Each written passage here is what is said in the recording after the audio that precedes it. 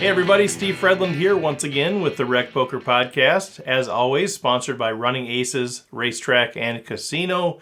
And today we've got a couple of things to share with you. One is an interview that I did with Emanuel Evgen. Emanuel is a really cool story. He just won the Running Aces Pot of Gold tournament. It was a $290 buy-in. And he won it for $29,000. And what's cool about his story is that he got in through a free roll. He played Running Aces free roll, $10 he added on to get a couple of additional chips, came in late, entered with 7 big blinds, ran it up, won the seat, and then he ended up being one of the chip leaders going into day 2 of the main event and ended up winning the main event. And it's a really cool story, so I thought it would inspire a lot of you recreational players out there. So I'm going to share that interview that I did with Emanuel. And then at the end of this, we're going to then share another discussion that we had with our Monday night community group where we talk about different hands. And specifically, we're going to talk about a hand, an ace-king hand. And then we're going to talk a bit about playing pocket tens. So I hope you enjoy this show. All right, everybody. Well, I am here as promised with Emanuel Evgen, who is the winner of the Pot of Gold tournament at Running Aces this March.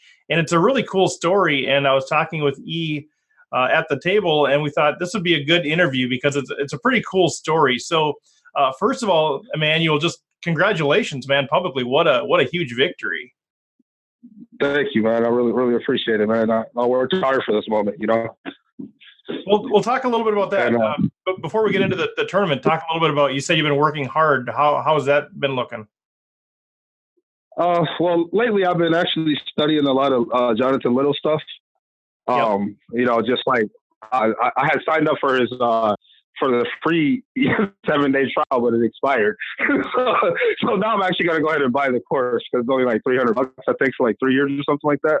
But I've just been, you know, watching a lot of videos and, you know, learning about minimum defense frequencies and, you know, hand ranges and just a lot of stuff that I was unaware of before. I mean, I knew some of the concepts, but he breaks it more in depth. And, you know, so I just been trying to, you know, learn as much as I can because I believe poker is more skill than luck. I mean, obviously there's a luck factor, but there's a reason why you see the top guys staying on top, you know? So I was like, I want to learn as much as I can. And I used to be a part of an online poker group called Online Poker Syndicate. And we used to do studies, like we would do hand reviews. Like I used to play a lot online. I have like probably 15K in earnings on there, which isn't much, but I played micros, you know? Yeah. so it's decent. We would like watch videos. We'd always go back and review the videos and, you know, go over spots like, oh, I could have did this, or I could have raised this much, or I could have did that. But we haven't really got together in a couple of years. I don't really know why. We just kind of, you know, everyone just kind of drifted apart. So yeah, I kind of want to get back on another thing.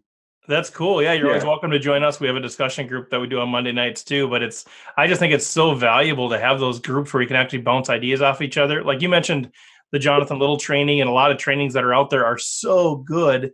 They're usually sort of one-way communications. They kind of break it down and help you learn some stuff. And there's a ton of value in that. But like you're saying, there's also value in having a group where you can actually go back and forth and interact and that sort of thing. So that's awesome, dude. Exactly.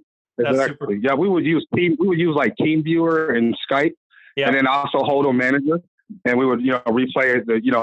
So like someone had a big score in the group. There's a couple of guys that had like 30K, 50K, stuff like that.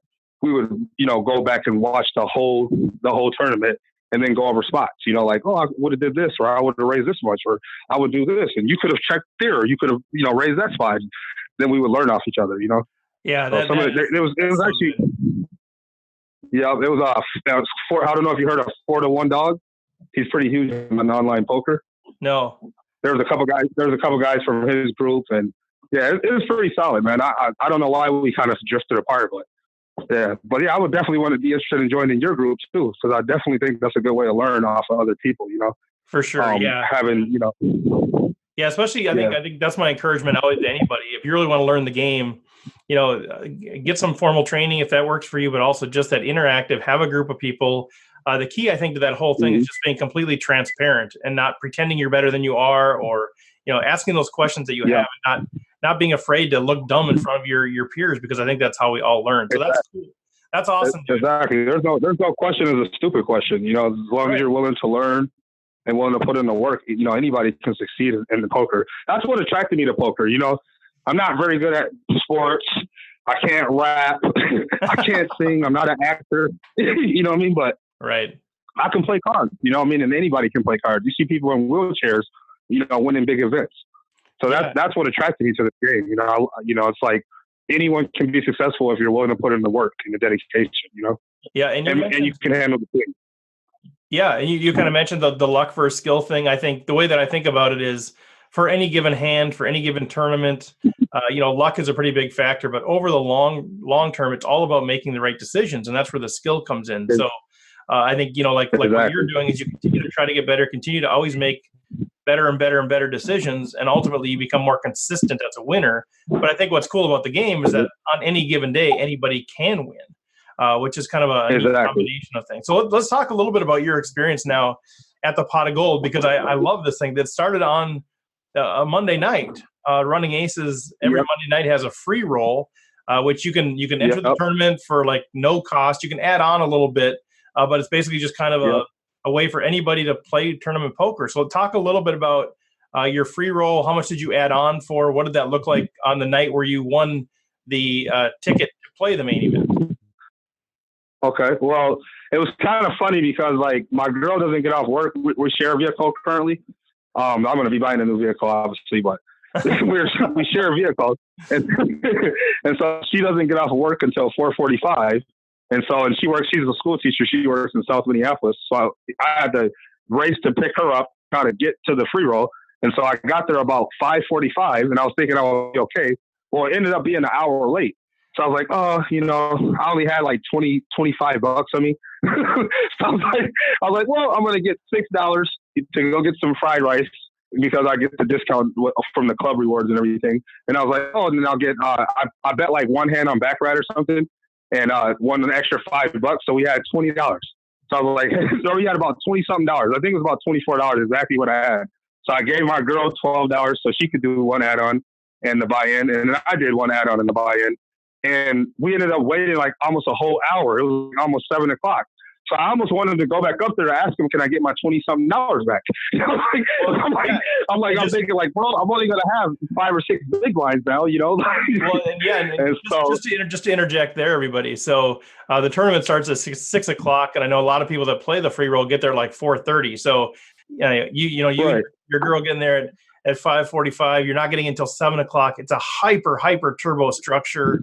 You get 2,500 in starting chips, and your add-on to another 5,000. You get 2,000 actually. You get 2,000 or 2,000. So you end up with you're starting with 7,000 chips, and by the time you get in there, the blinds are probably 500 to 1,000. You probably do have about 7 bigs by the time you're getting there. Just to kind of lay the land for everybody that's not familiar with this hyper turbo free roll. So you're getting in an hour late. 200 and some people probably, and you have 7 big blinds. Yep. Okay, all right. And it was actually 214 people exactly, as I remember. 214. All right. And so finally I get a seat. I sit down. First hand I get A6 offsuit. I'm under the gun. It's not a spot that I normally would take, but because I only had like 7 big blinds, the blinds are 500,000. I sat down with 7,000, and there's an ante. So I was like, well, I think I have to shove there with any ace. So I just ship it. And the guy in the small blind calls with pocket 5s. The flop is clean for him, and then it turns an ace. Nice. So I double up, and I just never look back after that. Next thing you know, I'm at the final table. I'm like asking everyone, like, hey, you guys want to chop? A couple of people didn't want to chop, so we just ended up battling out. It actually got down to me and Chris, the tournament director. Yep. We were heads up, and I offered him. I was like, hey, Chris, I'll give you extra 50 because I had way more chips than him. I was like, I'll give you extra $50 if you just let me take, first place.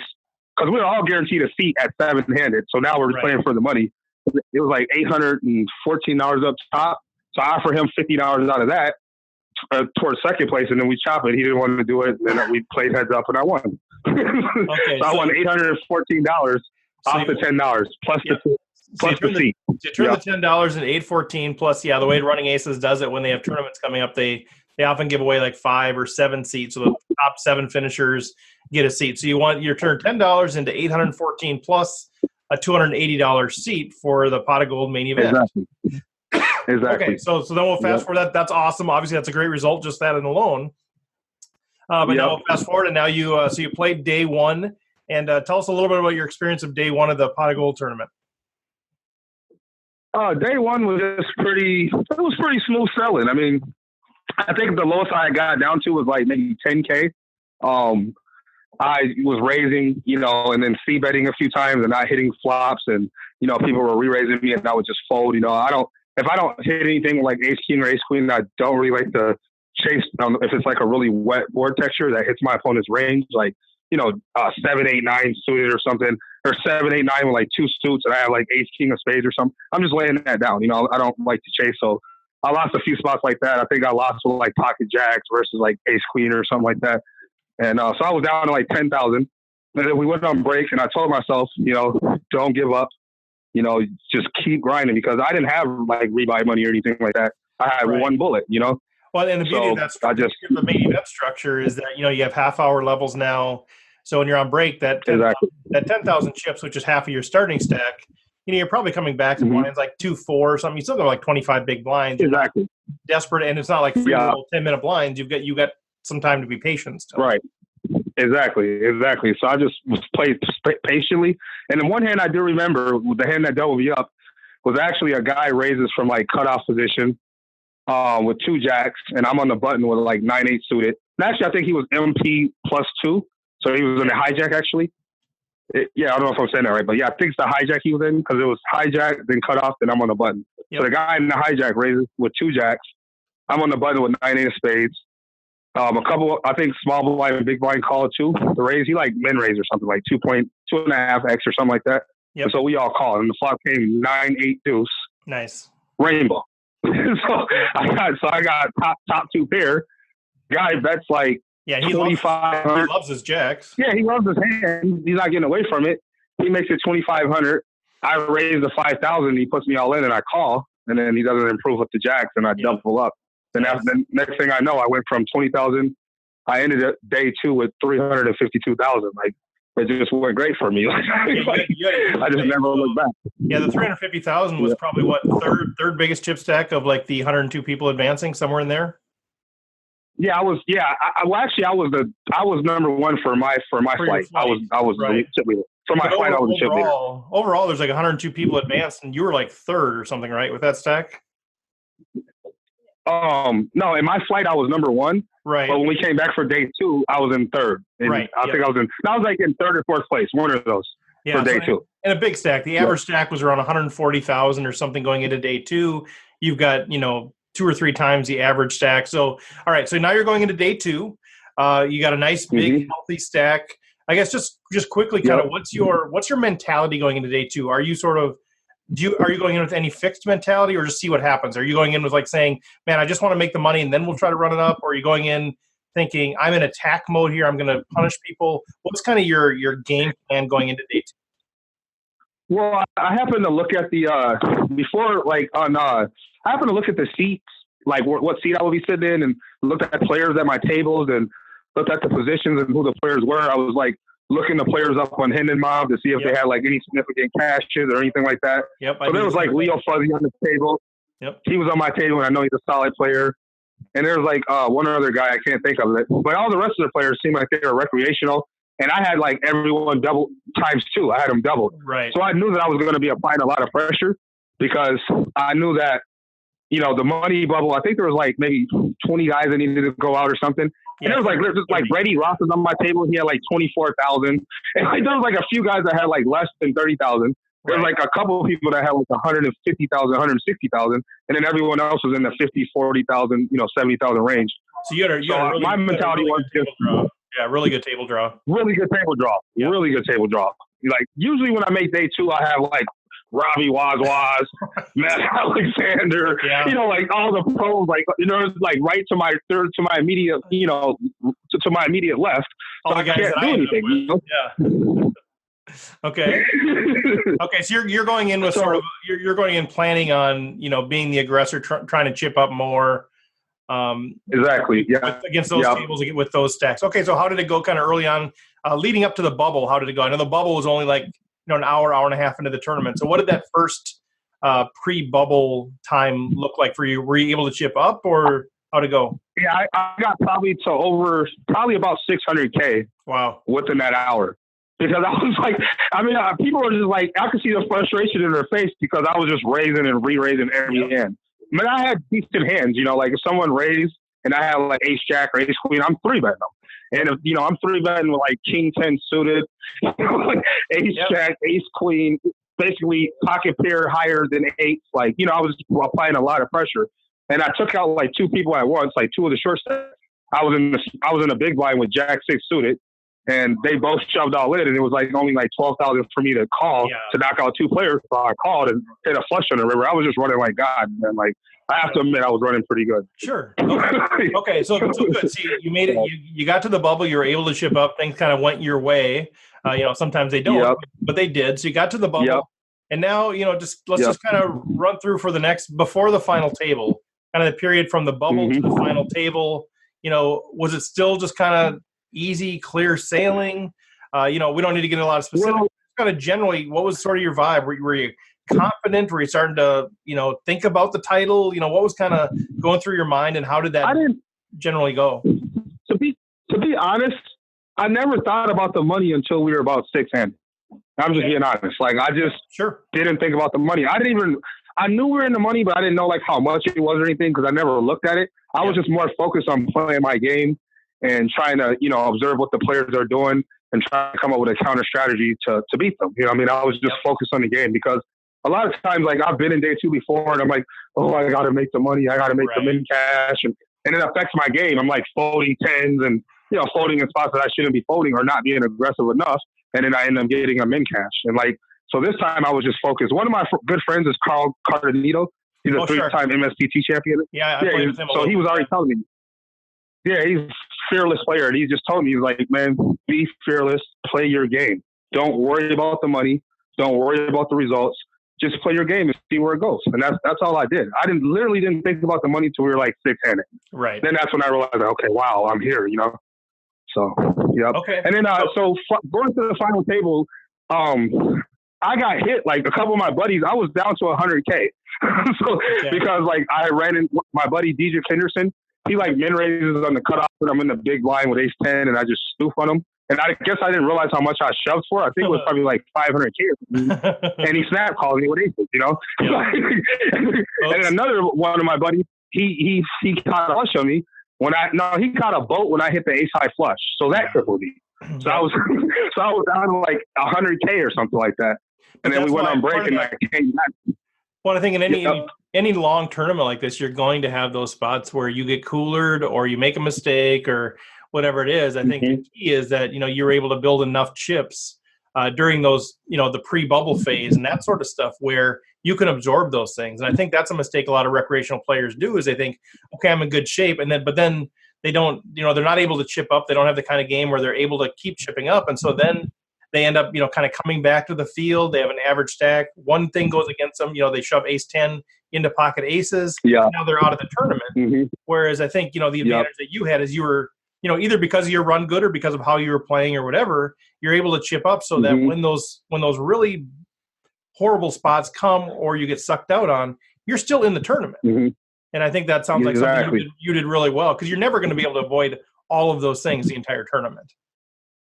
Exactly. It's just you have to be able to bounce back. Like you said, it's very important to have enough chips. So you have to really pay attention to stack size. Like I was never shoving against someone who had me covered. Like I was shoving against stack that I had covered because I know that they can't bust me. And so that's very important to like pay attention to stack sizes, pay attention to, how often people are raising and what they're raising with that showdown. So yeah, that's very, very important. Okay. So that type of stuff I was thinking about. Yeah, no, it sounds like you played a really confident, good, solid game. So, all right, so you get to the final table. You said you didn't really think about the money till the final six. Just talk a little bit about your final table experiences. Was this the kind of the biggest final table that you're ever a part of with the most money up top, or is this something that you've experienced before? Well, final table for the level money tournament too. Okay. I think there was I'm back to back final tables right now. Nice. So, but I think it was only 31K up top at that for the level money tournament. Yeah, but still, obviously, so yeah, this will be my biggest final table. Yeah, the most money I've ever been close to was I was online playing in a $1 million guarantee on Black Chip Poker, and there was like 1,261 players, and I went out 26th place, and it was like 100,000 up top. Nice. So that was like that would have been life changing for me. Well, for sure. So this isn't. But yeah, this was my biggest final table. Yeah, it's a big deal, but it's not the first time you've experienced it, but it's still only the second or third time where you've kind of been close to this big money. So, you know, right. You're a very confident guy, but were there any butterflies at this point? Were you starting to think, man, I just can't make a big mistake, or were you just kind of, I'm just going to play my game, whatever happens, happens? Well, I busted out Robbie Waz in 11th place. Yep. I got lucky. I'll tell the hand really briefly. I was big blind with ace deuce of diamonds, and I think the blinds were at this point were like 50,000, 100,000. Mm-hmm. And we were both the big chip leaders at the table. I had like probably 1.5 million. He had probably like 1.2 million or something like that. And he min raises with queen jack off on the cutoff. I flat the big blind. Flop comes queen 10 3 or something like that with 2 diamonds. Oh boy! Yeah. I check. Fireworks. I got the nut flush draw. Yeah, he's so got and he got top pair. He bets like 200K, and I just shove on him. Yep. Because my thought process was, well, if he has a queen, you know, I still have outs. I have a diamond draw plus an ace draw plus an ace plus an overcard, or he could just fold if he doesn't have anything. So there's 2 ways I could win the hand. So I just shove all in. He does snap call, and I hit an ace on the turn, and he doesn't improve. Yep. So I came into the final table with chip lead. And so I was pretty confident. Yeah. Yep. So Okay, I was trying to make a chop, though. I was trying to ask the guys when we were 10-handed, like, hey, do you guys all want to take 5,000 apiece and play for the rest? Because I only had $12 in my pocket at that point.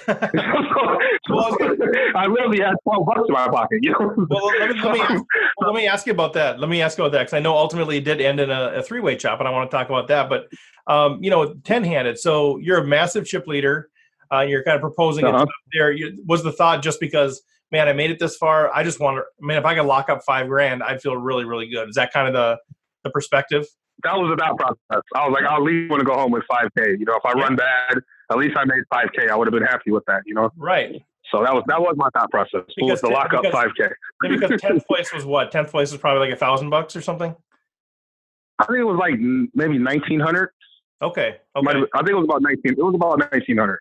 Yep. Okay. So it wasn't different, but still, 3,000 is 3,000. Oh, it's still, it's a decent amount of money. You know? Nope, it's definitely huge for 10-handed. And like you know, in poker, anything can happen. Okay, so no chop happens. You continue to move forward. At what point are you starting to think this could actually happen? When we got down to about 6-handed, I started realizing that I was like, wow, I was running good. Like I was catching cards when I needed to catch cards. I was like being very aggressive and 3-betting people with like, you know, everything, my whole range pretty much. Well, not my whole range, but, you know, like ace highs and king highs and stuff like that. But only in late position and stuff like that. I was 3-betting the guy, and every time someone tried to raise on the button and I was in the small blind, if I had a blocker, an ace or a king blocker, I know it was harder for them to have it. So I just 3-bet them, and they folded pretty much every time, you know. So I was just, you know, I was running really good, and so I kind of started realizing, like, wow, I have a shot at shipping this thing, you know, at winning it. I like what you're saying too. I mean, you're saying, you know, I was running really good, which means you're picking up decent hands, but you know that variance can come in many forms, and part of running good is that when you were 3-betting or when you were shoving, people were folding. You know, people don't consider that part of the luck of the game, but that's a huge part of the luck of the game, that they were, you know, raising with king jack instead of raising with pocket aces, which is certainly in their range, you know. So that's part of the luck of the game is that when you're 3-betting as being effective and you're getting the folds when you have sort of those marginal hands, that's huge. Yeah, it is, because you know you don't always pick up aces. I mean, I think I've probably seen aces maybe one time the entire tournament. Yeah, the whole 2 days. I mean, which is so you have to be able to. Yeah, you have to make use of what you get, you know. No, that's it. Well, that's playing poker. I think that's playing poker. And so, you know, and I like the idea of blockers. That's something we could explore sometime in the future. But that idea of saying, okay, here's their whole range. If I have an ace or a king, that narrows the part of the range that has aces or kings, and that's a big piece of understanding the game. All right, I want to fast forward a little bit. Let's just get you down to 3-handed here. And the decision to chop. Walk me through that deal. Now, who was left? You and Stevie was, and who was the third? And Ty, some guy named Ty. I'm not sure his last name is. Yep. Yeah, but Ty was a really good player. Like, I respected his game. Like, he was a really good player. You know, I had played with him, you know, when we were like 3 tables left, and he was like 3-betting me a lot. You know what I'm saying? Floating me, and you know what I mean? Like, he was like to my left. So, you know, even though that I think I had like, I'm not sure how many chips I had, but I know I had way more than them. I think I had maybe 8 million or 10 million or something like that. I never really counted it. But the thing was, well, anything can happen, you know? I was thinking in my mind, like, okay, I could try to win the whole tournament for $39K. But right now, third place is only guaranteed $14K. Yep. So at first I tried to do an ICM chop. I'm like, hey, let's be, you know, actually Ty suggested the ICM chop. And so they came back and they were like, I get 32 and he would get 28. And then Waz would get 20, which I don't understand why he didn't do the deal. Waz was okay with that. He was like, no, you know, let's take 22,000 a piece and play for the rest. And I was thinking like, wow, you know, well, 8,000 is a lot. You know what I mean? I was like, what if they do double up on me and come back? Because I've been in that spot before, not this big of a spot, but I have been chip leader in smaller tournaments. And, you know, we're 3-handed and the guy comes back and they beat me. And I, you know, or I turn the chop down. I hate being the guy to turn the chop down and then you lose. You know, you're like, damn, I could have got some more money, you know? Sure. So, and then another thing I was thinking about was, well, I was looking at like, I could still play for another 7,000 and the trophy. So why not guarantee myself the $8,000 and you still have another shot to win more money? Because I figured I was going to win anyways. So, and also we had already agreed, like there was only one person when we got to the final table and I wanted to take $5,000 a piece, they are all in agreement. Waz and Ty was in agreement. The guy who got 4th place was the only guy that didn't want to chop. Okay. So now that I'm chip leader, you know, I don't want to be the a-hole to be like, oh, now they got way more chips than you guys. I'm not going to chop. I'm not like that. You know what I mean? I'm not a greedy person. I was very satisfied with, I'm guaranteed $22,000. I only put in $10. I mean, what do I have to lose? You know? So what did you guys end up finally deciding on for the chop? 22 a piece and play for the rest? Yeah. We did 22 a piece. We added 3 more K to second place. So second place was guaranteed 25K. And then first place was guaranteed 29K. Okay, so you really everyone that talks is like, oh, it wasn't too smart to do that and this and that. But it's hard to say what you'll do when you're actually in the situation. You're looking at the numbers. Here's the deal. I mean, everybody has an opinion on chops. Sometimes I chop, sometimes I don't, and I have a real specific reason usually for why I do it. But when you're in that situation at this point, there's only 3 people that can control the money, and that's the 3 of you left. You know what I mean? So it's your guys' money to split however you want. So you guys can do whatever you want. So I think that's cool. Right. You got to look at, you know, what's your situation with your chips, what's your confidence level, what's your own personal financial level, all of those things. So I mean, for you to be in that spot and decide what you want to do with it, I think it's perfectly within your right, and who cares what people think. You know, if they were there, they could have chosen something else. So I think it's super cool. Exactly.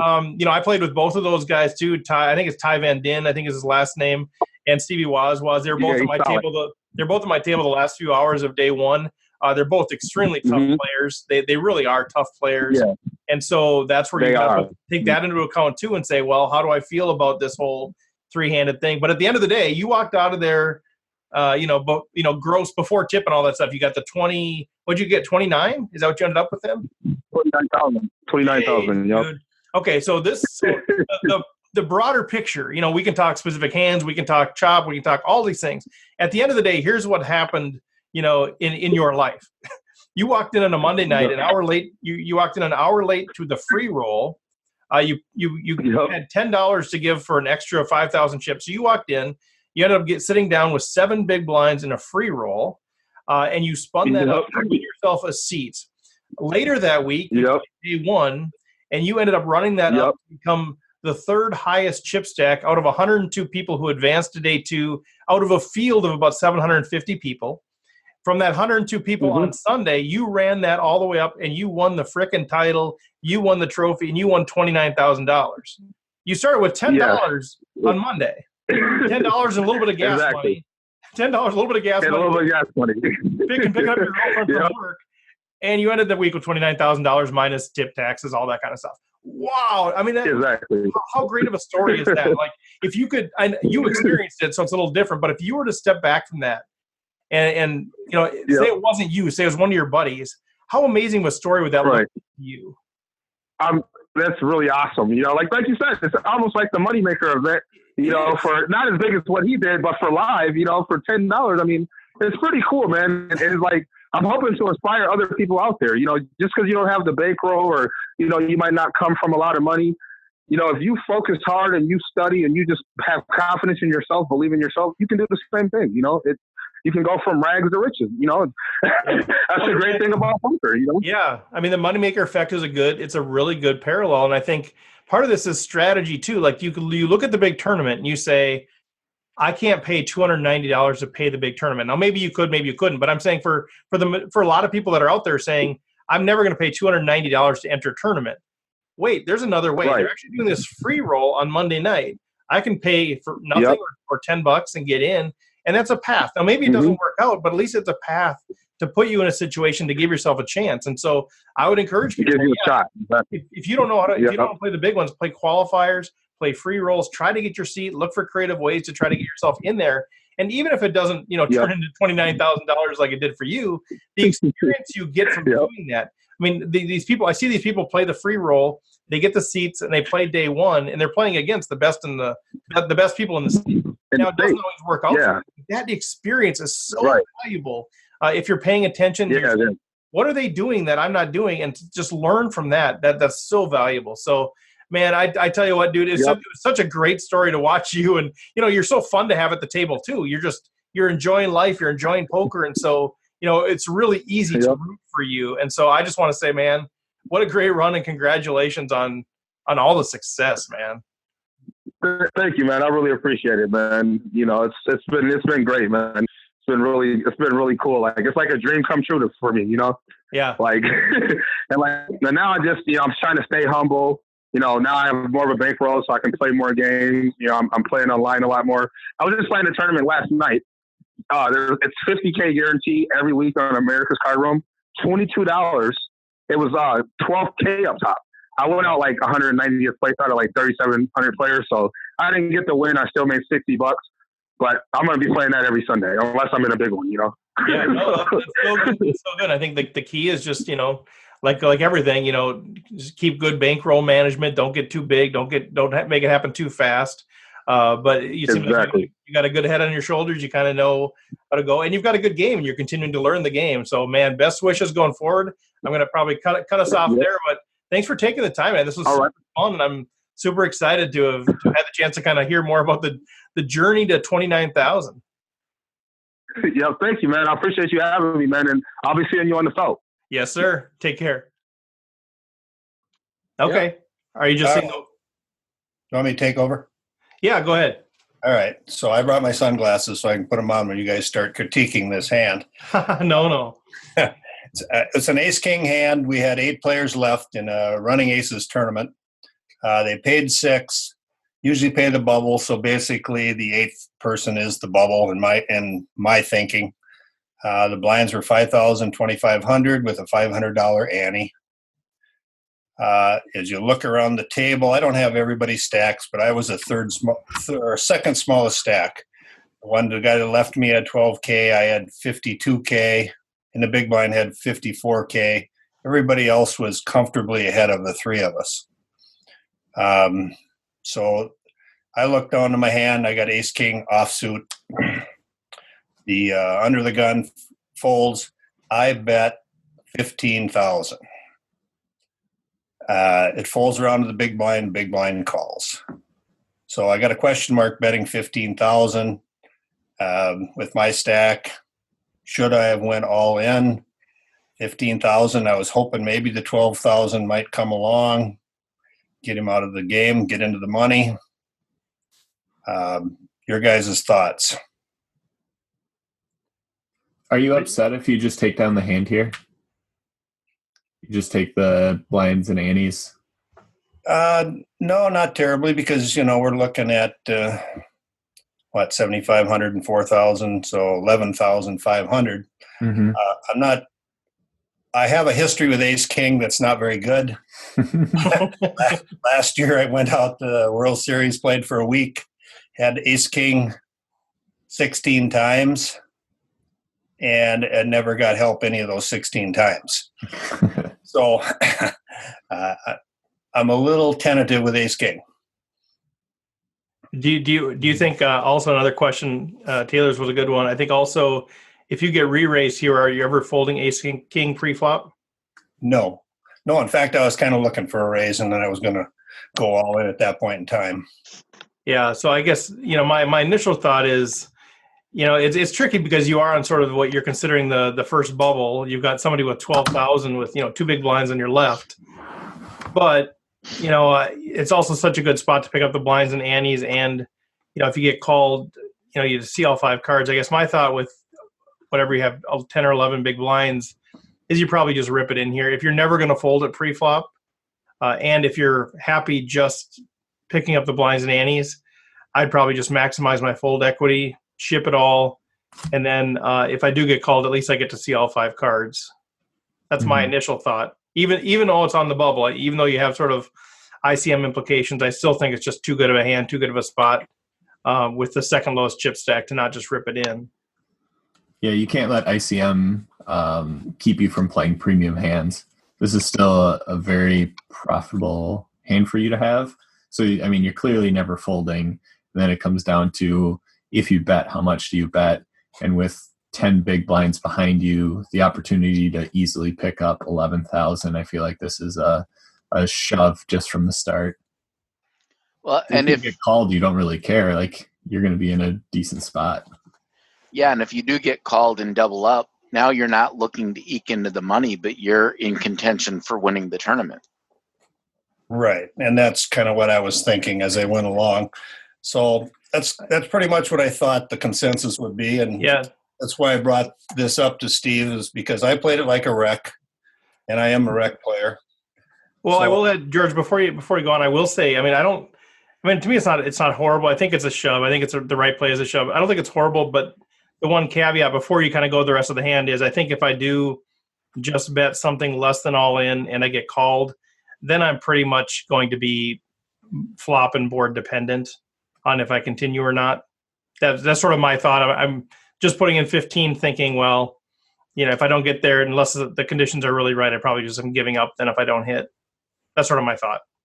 Yep. Mm-hmm. Yeah, agreed. Definitely. All right. So I'll move on a little bit. Now, the big blind must have been a beginning player, because he did not understand the one chip rule, and he did not understand the bounty chip was an all-in at the beginning of the tournament, because I sat next to him. Mm-hmm. So I'm not sure what that, if he should have called or not called. I'm in early position. I've raised. I'm showing strength. The flop comes out queen, 8. And the big blind checks. But when he checks, there's a little bit of motion, like he's twitched to bet, and then he stopped. At least that's what I saw. I thought I saw. So he checked, and then I checked. Did you read anything into that motion, or you just observed it, or did you actually think about something there? Well, I thought a little bit that he might have something, but the problem is I didn't continue with that thought. So because he did check, I looked at his motion and I felt uncomfortable, so I checked back. Now there again,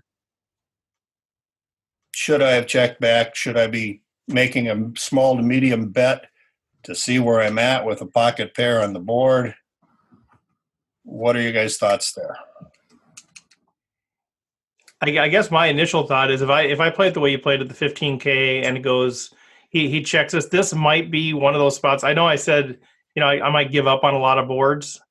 This might be one of those spots where I probably would really think about ripping it in here, just because if he just calls, what hand does he have that, most of his range is not going to hit this flop. If he had just called me pre-flop, obviously queens hit, but if he's got ace jack, ace 10, ace 9, king jack, king 10, jack 10, all that kind of stuff. Even like pocket pairs, like 5s and 6s and 4s and that kind of stuff. If I shove here, I might get him off of that. And if I don't, I'm still probably drawing live to anything but a queen. So that's sort of my initial thought, is that maybe I shove this flop. Other guys? I think a very sneaky move here of betting 10,000 is in order. Oh, go on. You're gonna get a lot of people to fold.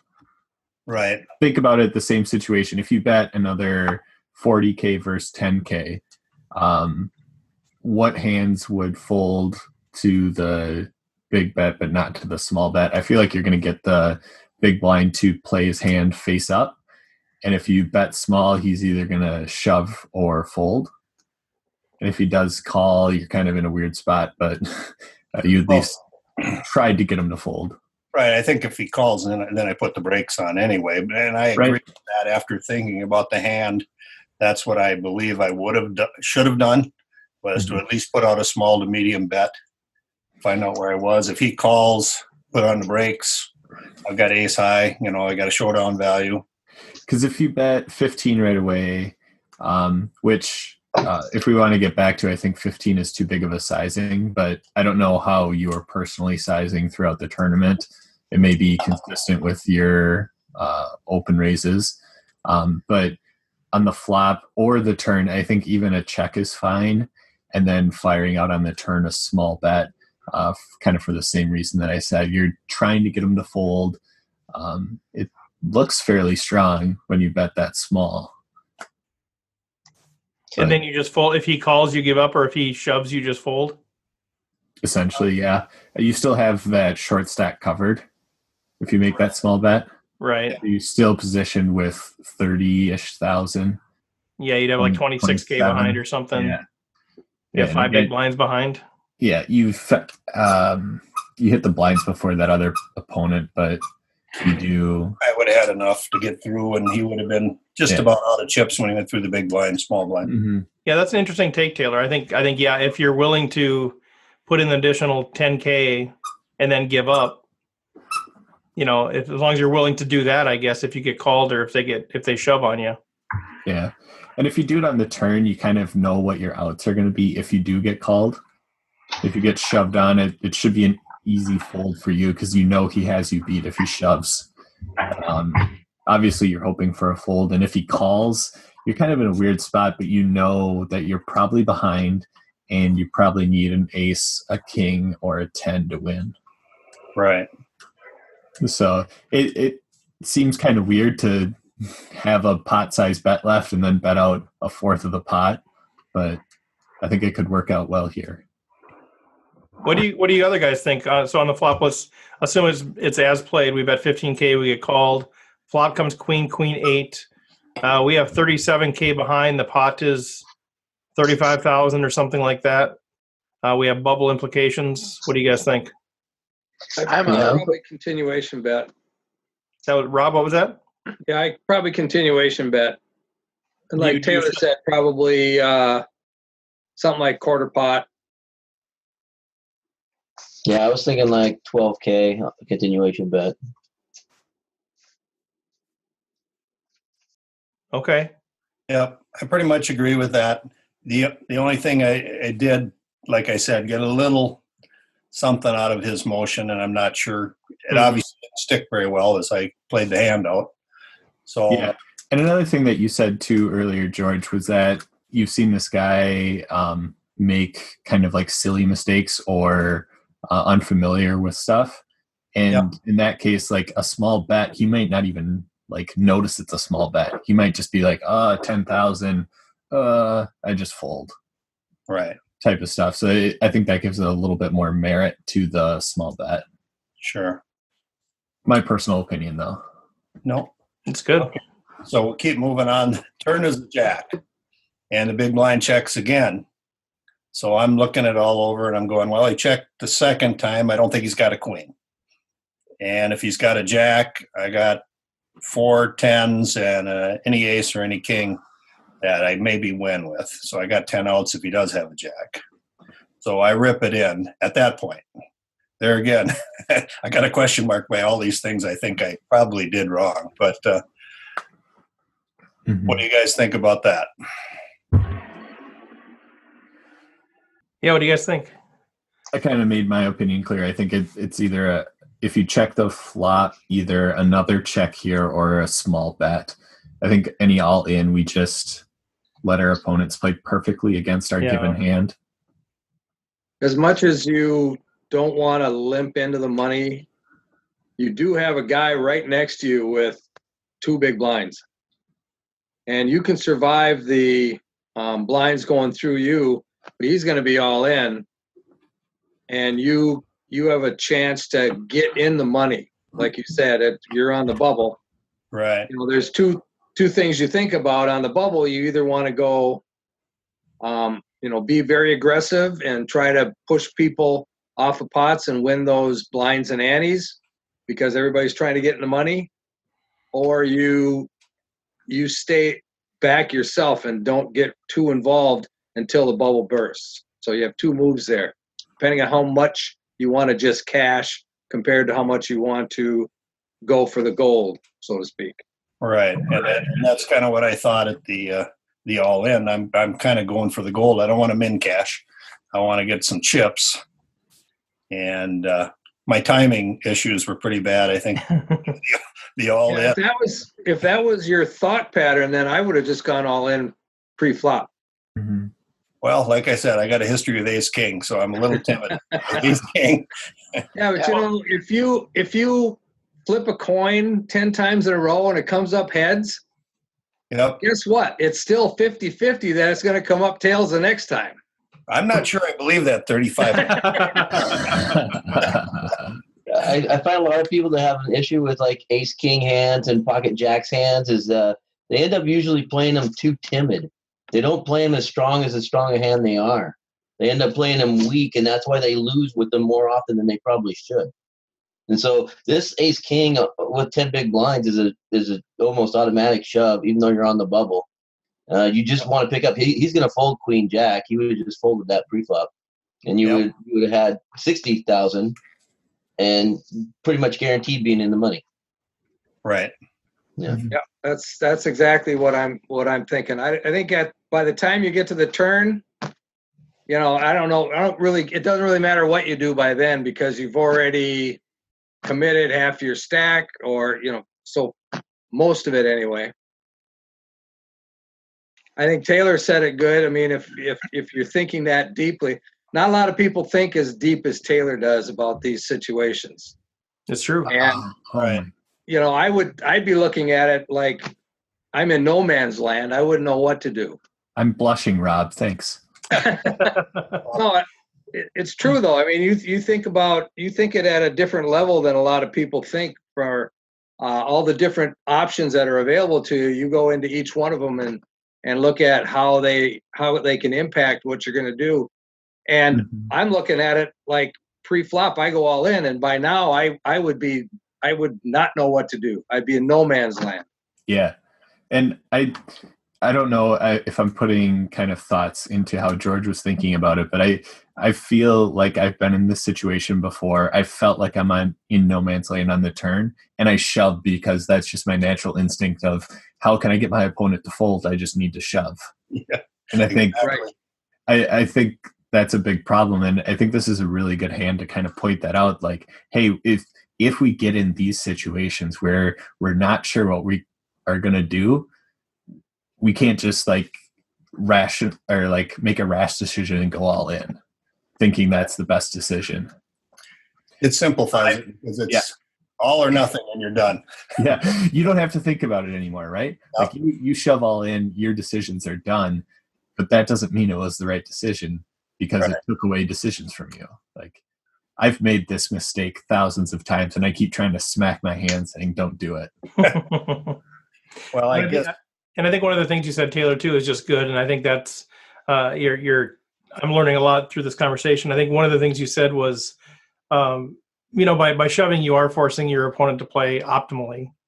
And that's clearly what is happening there. It's pretty much a queen they call, and everything else that you're ahead of, they fold. So if they're ahead of you, they call, and if they're behind you, they fold, which obviously is not, the situations that we want to be in. We want them to call us with worse hands, and we want them to fold better hands. Mm-hmm. And I was also thinking that possibly by going all in, I slow played a queen myself, not realizing, as it shows down on the bottom, that he's holding the queen and a jack for a full boat. But if you did have a queen, Would you have and shoved? this is kind of where I was going with like my small bet thing. Like, if you have a queen here, do you maybe just bet small? Right. And therefore, when you bet small with just your ace high, it could give the perception that you were trying to get value out of a queen as well. Yep. And that's why I put question marks by each one of those. I felt like I misplayed all three of my streets there. Mhm. Pre-flop, on the flop, I should have went all in. I had 30% of my stack in anyway. That technically they tell you to go all in if you got 30% of your stack in. Then I checked when I should have bet something to find out where I was in my mind. The old bet to see where you're at, see where you stand a little bit. Mhm. And hopefully if he doesn't have a queen, yes, he's going to most likely fold. And then, like you said, I get a little nervous and I want to get to the end here. And I'm thinking, how am I going to make him fold? So I go all in, assuming he doesn't have to have a queen after 2 checks, because I'm going to bet on the second. After 1 check, I'm going to bet. I'm not going to wait till the river to bet. So he slow played it well, and he tricked me right out of all my chips. So if you guys are kind of sort of taking the line here where we bet pre-flop and then we want to do like this 10K bet to kind of see where we're at. Do you guys, I mean, we're in position here. Do you guys like that bet on the flop more or on the turn more? Let's say we're going to do that one time. Our line is that we're going to, take a stab at this thing, but we're not going to commit all of our chips. We're going to bet with the intention of folding if we're raised upon. Do you guys like doing that on the check where, it's right away, it's kind of an immediate C-bet. They've shown weakness one time. Or do you like it more on a delayed style where they've now checked twice, but we've risked them hitting that second, that turn card? For me, since you have ace king, I probably like it better on the flop because you're in essence buying your way to the river if they happen to call you. They're very likely to check the turn. You can check behind. You have ace king, and you have a shot of still hitting on the river for the best hand as well. So that's probably how I would lean. Because you're in position. Right. Ace king could actually win at showdown too. Right. Well, that's where I was thinking if you decided to check the flop, which I wouldn't have done either, but as played, check the flop, I probably at that point choose to check the turn as well. Yeah. And then with the intention of calling a small bet on the river to induce a bluff. Right. George has gone to the shades, I see. I put my shades on now. I figured there were, pretty much what I figured. I butchered the hand fairly well, and I just wanted to get everybody's opinion and to show that we are a rec group. We're not professional. For sure. No, that's it. No, you have to be able to identify these spots. Because if you just keep playing this and see this hand and go, oh man, I got unlucky, he had queen jack, like you're not going to improve. Right.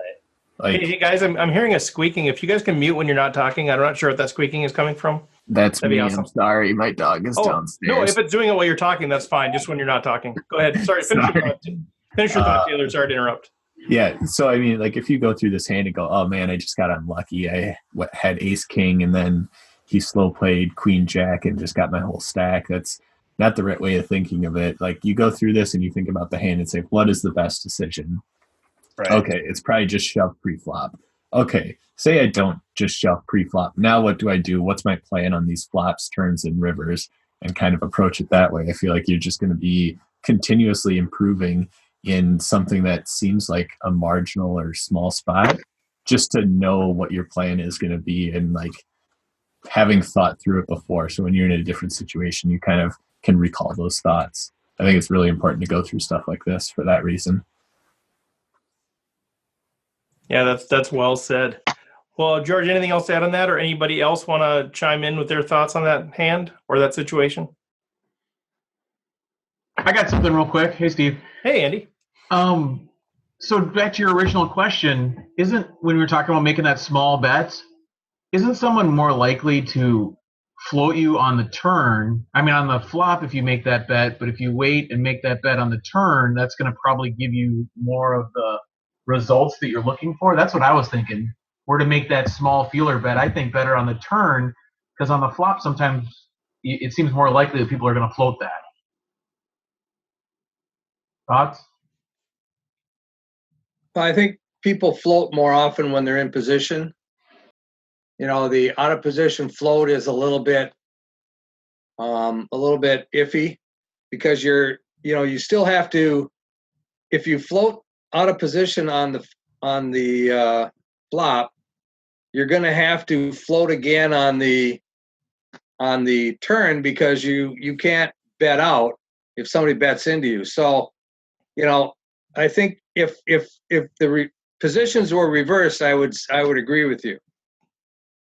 I think the stack sizes are such too. It's pretty hard to just float here. I mean, I don't disagree with kind of what you're saying. Like, you can float when you're deeper. It's pretty hard to float now when everybody's down to that 10 big blinds or so. I think for me, the one, I think John made a great point as far as, boy, if you can fire the flop and then you get to their, if they have a big hand, they're going to check to you on the turn as well. Then you can check back and you can see all 5 cards. I like that. I think the advantage of waiting to the turn to fire is that now they've potentially shown weakness twice. And I think maybe that was what George was saying, is he wouldn't check a queen there twice. And I think a lot of players, I'd say most players, don't have the patience to check a queen twice there, especially if they don't have queen jack. If they've got queen 9 or something like that, or king queen, and now the jack comes, it's starting to get a little bit scary, and so most people would fire that turn. So I think the advantage of waiting to fire the turn is that you get to see them show weakness twice. So maybe their pocket sevens eventually they're just going to give up on. That was my thought. Yeah. Yeah, but then they hit their jack. I mean, that's the thing. So then, again, they're going to check. And because the stacks aren't that deep, it's pretty much they're only going to get one street of value anyway. So I can see why they checked again. But if they had queen 10, they might have bet that turn. So I got a question. What if you're betting the flop, then you're saying you get to the river? Wouldn't that be the same if you waited till the turn? Wouldn't you get a river card there too for free, for the same price? I mean, I think John's making the point that if you continuation bet the flop, you're more likely to get a check on the turn. Whereas if you check on the flop, there is a chance that your opponent's going to lead out into you on the turn. And then you have to call, you lose your fold equity. Okay. You're saying you keep your fold equity, plus you increase your odds of kind of going check on the turn, allowing you to see all 5 board cards. So you're inviting an aggressive move on the turn by checking. Is that what you're saying? Yep. Yes. Okay. Yeah, I know if I were in the big blinds position and George had checked me on the flop, particularly since it's a paired board, I would have been, regardless of my cards. I mean, obviously having a full house changes things, but assuming I missed, I'd be very, very tempted to lead out on the turn, because the stack sizes cannot afford to take much pressure. And it just is so much pressure there that I would have almost always, I think, depending upon my read on the player, if I don't sense strength, I would have let out that turn from the big blind almost 100% of the time. Okay. Now, do you think it's more likely they see your c-bet on the flop as just that, a continuation bet, standard that a lot of people make, whether you hit it or not, and they kind of disregard it and are going to call that first one anyway? If the stack sizes were different, yeah, but these stack sizes are so shallow that they can't afford to. I mean, it's basically, you could almost say, hey, I'm going to bluff at this right now, and they still can't do anything about it. Yeah. Right. Yeah, I got you. Mm-hmm. Yeah, because if they didn't hit it either, you could still, you're ahead probably. Right. I mean, you're ahead of queen jack if it's a different flop that nobody hit. Yeah, good point. And that's what John was saying. He was talking about, ace king could be good at showdown. Yeah. If you can get there cheap enough. Yeah. And a c-bet on the flop could get you to the showdown free. Okay. Yep. All right, good stuff. Any other questions? Any other comments? All right, good stuff, George. Thanks for sharing that. I know the last 2 years of doing this podcast, all I do is share hands that I butcher. And I'm not saying you butchered it, but I think it's a huge opportunity to grow our game when we're transparent about how we play things. I think that's how we get better. I actually just was interviewing Emanuel Evigan. I don't know if you know that name at all, but he won the free roll last week. Ended up going and playing the Pot of Gold tournament and won that tournament too for $29,000. So I'm going to include his interview on this episode. But that was one of the things that he talked about too, is just having people that he was willing to just talk about hands with, share hands, be transparent, and just say, hey, here's what I did. Help me figure out how to play it better. And so I appreciate you doing that, because I know it's not easy to always say, hey, guys, here's how I played. And everybody disagree with me. I know that's not easy, so I appreciate you doing that. No, I definitely realized I made a few mistakes, and I just wanted to confirm them. And like you said, think about it for the next time. Yeah, and what I love about it is not just, I think, okay, yeah, you should have shot pre-flop or whatever, but then we get down to that, the flop and the turn, and having, I think, Taylor and others say, well, hey, it's not just a give up or a shove. There's a third narrative here, and I think that's always good to think about. What are all of my options, not just what are the most obvious two. So I think that, for me, that was a key takeaway in that deal. So let's talk a little bit about pocket tens. And this was starting with a conversation with Stacy. So I don't know if you want to talk about your hand specifically, Stacy, or not, or if we just want to kind of go into this general. I thought we could talk about pocket tens and kind of the difference playing them based on where we are in the tournament, where we are with stack sizes, even like the same situation. Like I was saying, okay, let's say if there's like an earlier middle position open and a call, and then we're in the cutoff with pocket tens. How does that look, early in a tournament when we all have like 100 big blinds? How does that look as we're leading up to the bubble? And how does that look, once the bubble's broken and we're sort of in that consolidation phase? That's kind of was my thinking on. We could break that down and just think about how we should be thinking about pocket tens differently based on stage of tournament. Stacy, I don't know, unless you wanted to, if you want to talk specifically about your situation at all? I hadn't prepared to do it. So if you wanted to break the email out, I'd be okay with that. But I hadn't thought about it right now, so I don't have all the figures in my head and that. Okay. So, well, yeah, I don't have a super handy. We'll keep this one generic, and then if you want to, I'll look for it as we're kind of chatting about this one, see if I can find it. If you feel it would help, that's fine. I don't have a problem. Okay. Showing how I butchered it, but I don't know if you did or not. It's just these are just tricky spots, right? Well, let's just talk about this, and let's talk about maybe all the specifics don't matter as much as just the concept. So let's first take early in a tournament. Let's say we have 100 big blinds. Just for sake of argument, blinds are 50, 100. Everybody's got 10,000 chips. What are the considerations on how we play pocket tens? We've got say an early to middle position open, so maybe under the gun +2, somewhere in there. They open, and then there's a call behind them, and then we're in the cutoff. So we're one away from the button. We're late position, and we have pocket tens. Early in a tournament, 100 big blinds. What are our thoughts on that deal?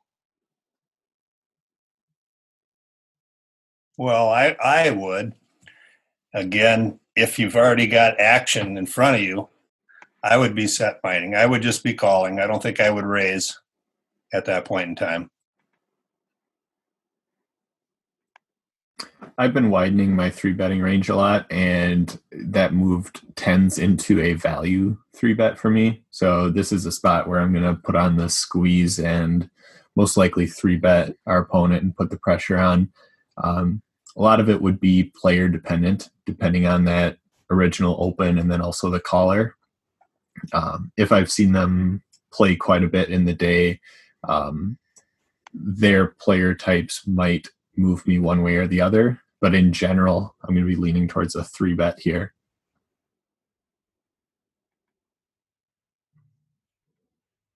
And are you doing that hoping for two folds, Taylor? I think I'm all right with almost every option. Like, say, like the majority of it is to keep the blinds out of the way. and keep it three-handed. Plus, no one behind me is going to call, most likely.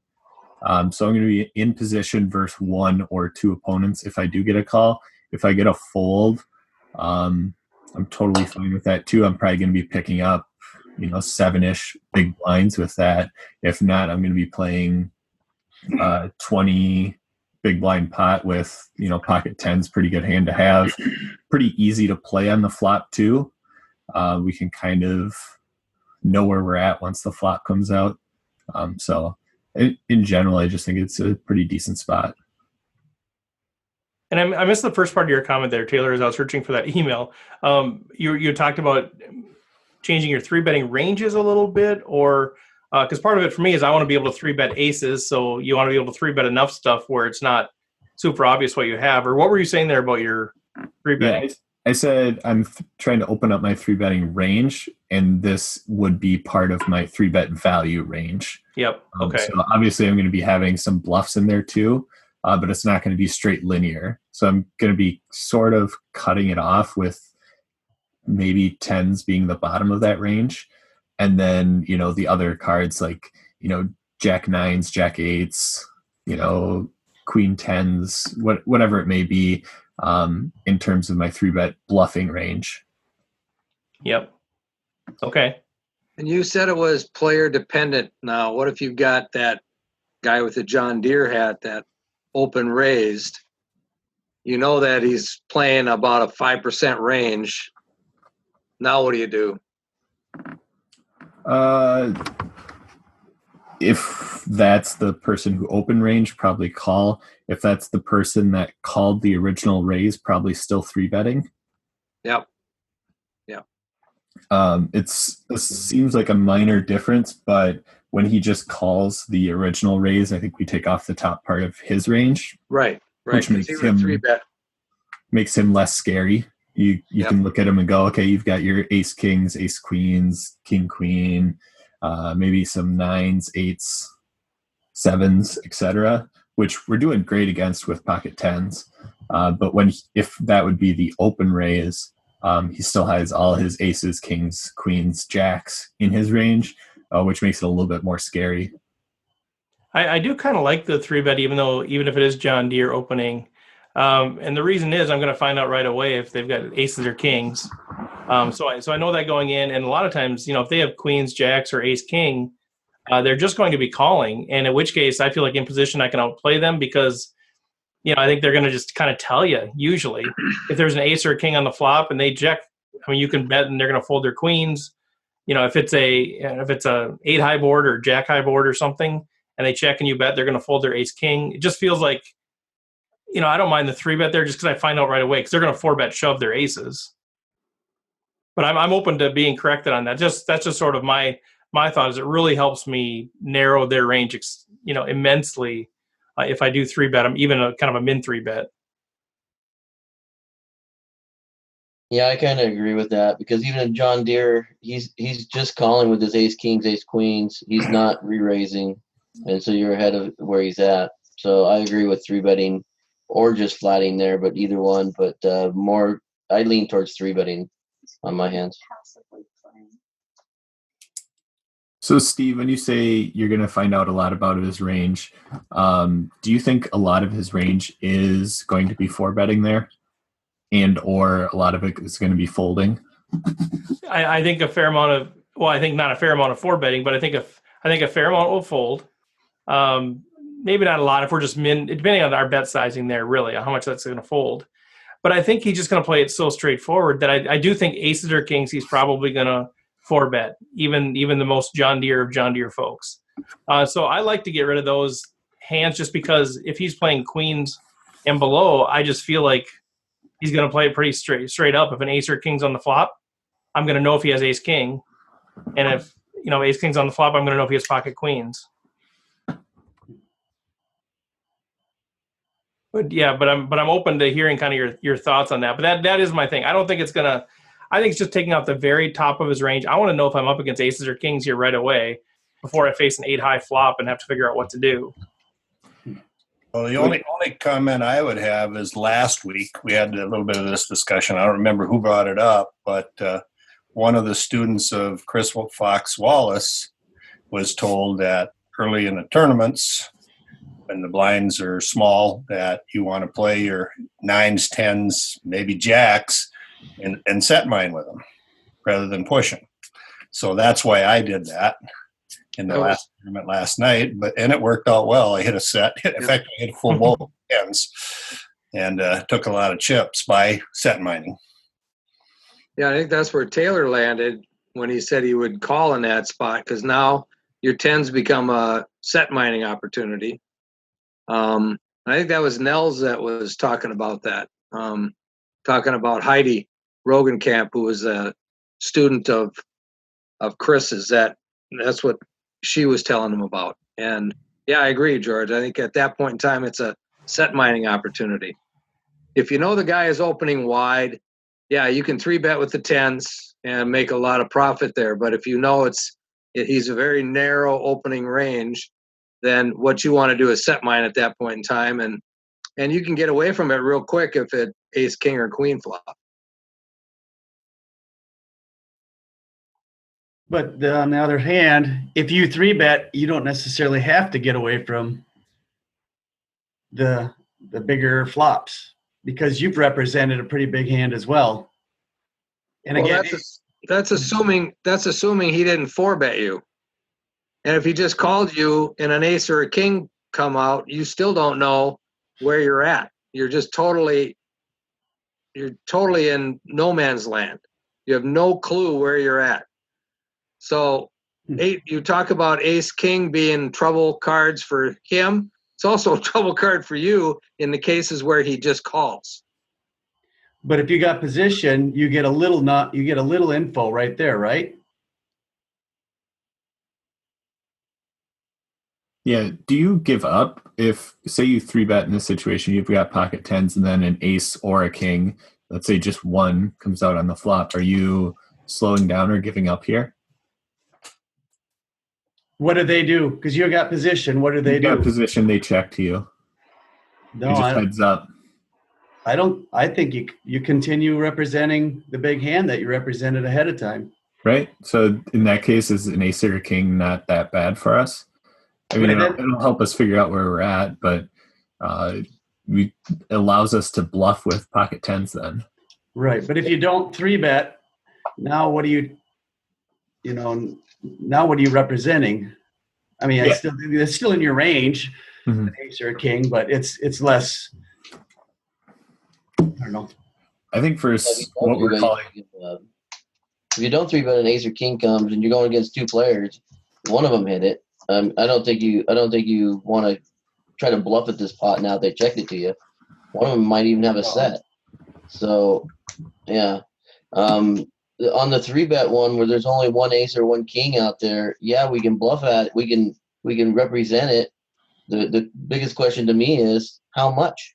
How much of the pot are you betting? Are you betting a third? You betting half? You betting 60%? It depends on what you think the guy's going to call and what he won't call and what he's going to represent.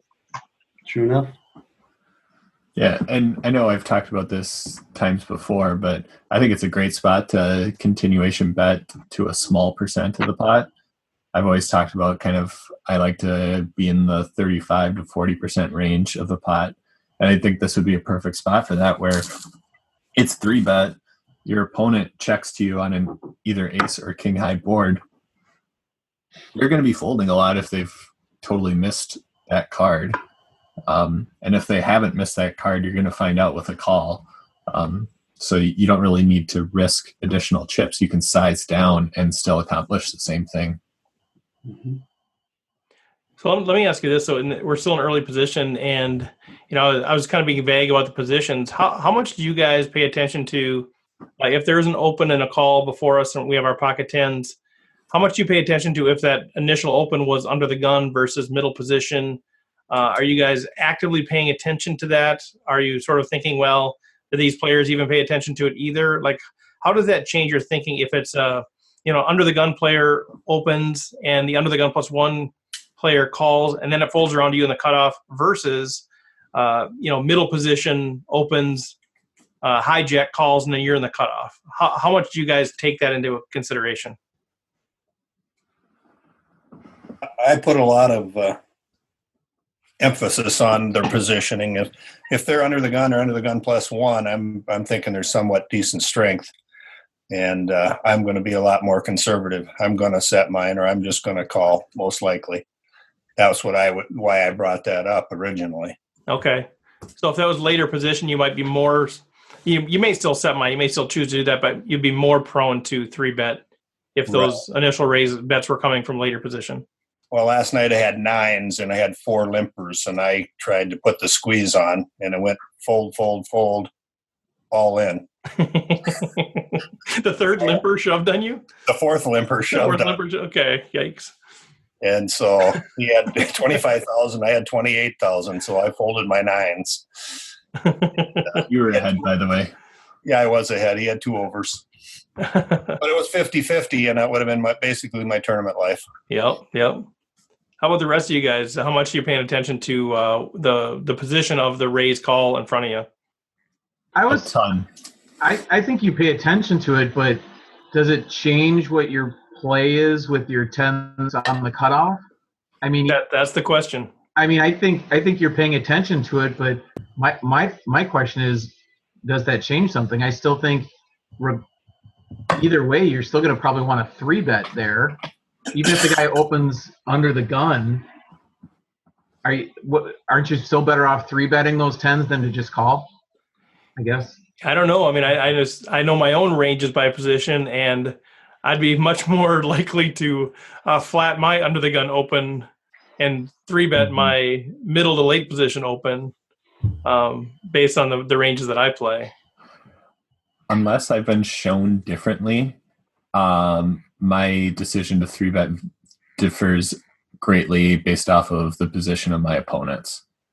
To say it another way, if the original raiser's under the gun and the caller's under the gun +1, I'm going to give that a lot of value unless the opponents have shown me differently, meaning I've seen them open from the under the gun and have a marginal hand. If I haven't seen that, I'm going to take the cautious route and not 3-bet here, just because the majority of thinking opponents should have a really tight range from under the gun. So then you're, in essence, calling and potentially just set mining at that point, Taylor? Correct. Yep. Yeah. If it's under the gun open, under the gun +1 call, and I haven't seen them do anything, or I haven't seen them do anything to change my opinion, it's 100% a call for me. But if you move them even more around the table and put them as like hijack and cutoff, and then I'm on the button, yeah, I'm going to be 3-betting almost 100% of the time, even if it is John Deere hat saying he's got a premium hand. And so does it if it goes from 10s to jacks, does that change things significantly in terms of if it's an early position opener, or is it still the same same type of hand? We kind of had this discussion last week when we were talking about we opened from the cutoff and the big blind 3-bet us, and then we were kind of talking about where's that cutoff point of where do you call, where do you 4-bet. This is kind of a similar spot, at least in my mind, where jacks might be a call. That one might be a little bit more player dependent, and then queens would almost always be a 3-bet. In the exact instance of under the gun open, under the gun +1 call, it might be a 50-50 type of thing with jacks for me personally. And I kind of look at it as almost a situation that's almost similar to, do you c-bet certain flops when you have some equity in a hand? Like, when you flop middle pair, when you flop, a decent draw, that you want to see another card, you have a good amount of equity, and it'd be a shame to get check raised off of it. You know what I mean? To me, this is kind of a similar spot. Like if there's a bet in the call in front of me and I pocket 10s, if I 3-bet there, how much do I hate getting 4-bet off of that thing? You know what I mean? And what's the likelihood that I'm going to get 4-bet? And I think the likelihood of getting 4-bet off of my 10s or jacks is much higher if it's an under the gun raiser than it is if it's a middle position to late position raiser. So if I think I'm only going to get 4-bet if they have queens or better or ace king, well, that's a much bigger part of that under the gun range than it is of like the middle position range. meaning there's a higher probability that it's one of those hands that they have, so I'm going to get raised off my tens or jacks, and I think that's a shame. I don't want to get raised off my tens or jacks. If I do, I do, but I don't want that to be a high frequency sort of event. That's why if it's an under the gun raiser, I'm more susceptible to just call behind. And you mentioned, Andy, too, that you're pretty much just set mining at that point. And I'd be a little bit careful there because you are set mining. Obviously, that's the ideal, but you still have a fair amount of equity in that hand, even if one overcomes. I think a lot of us are way too quick to give up on that sort of thing if we don't hit a set. But if you got tens or jacks and it's a 9-high flop, or if you have tens or jacks facing under the gun raise and it's a queen high flop, there's a really good chance that you're still good. You might not always be, but you still might have the best hand. And that's when it gets really dicey and tricky for me on that when you don't flop a set. But I think, don't be too afraid to, see a turn card on that either. And to add to what you were saying, Steve, you were talking about the probability of being 4-bet. Another thing to think about is the probability that our opponent folds. Right.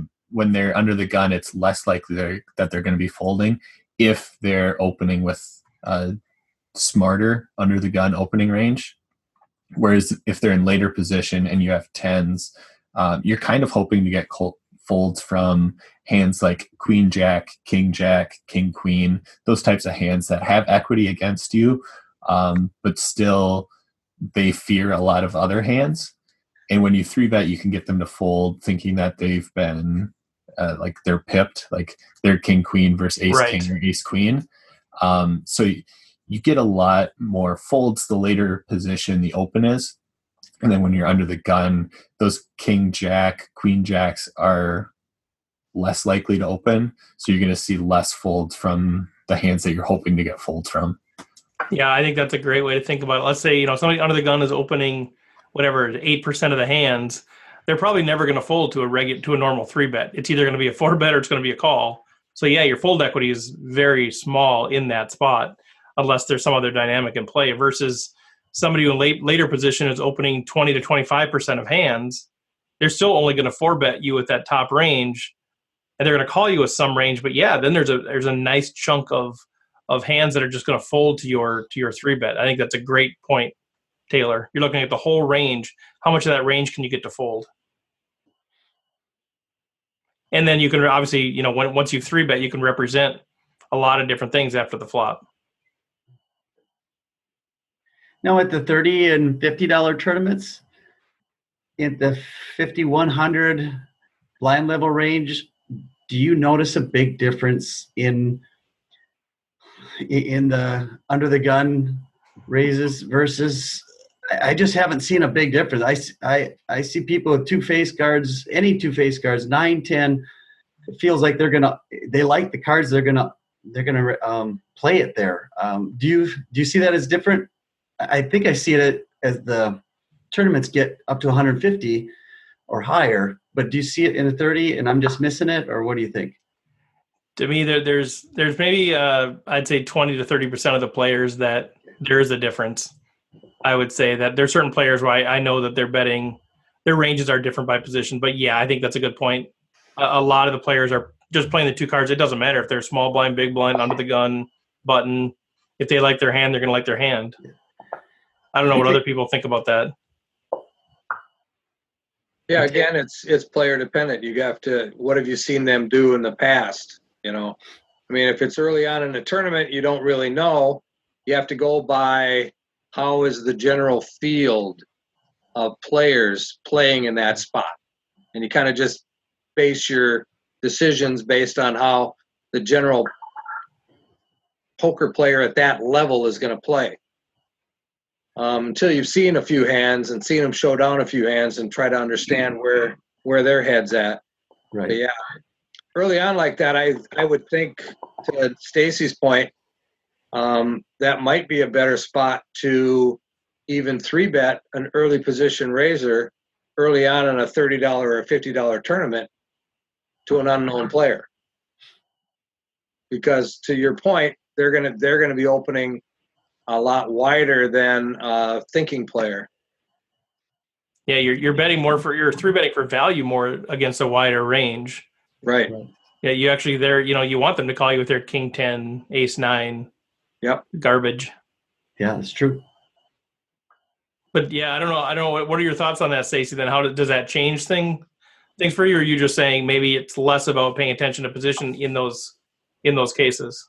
Well, just as you guys were talking there, I was thinking about this past weekend when I played, the $30 tournament, and I was just like, no, I didn't notice a difference. People were playing 6-7. If it was suited, they were gonna open an open raise, or if some of them weren't raisers, they were just limpers, and they were gonna limp it. It just didn't feel like they were putting a lot of thought into.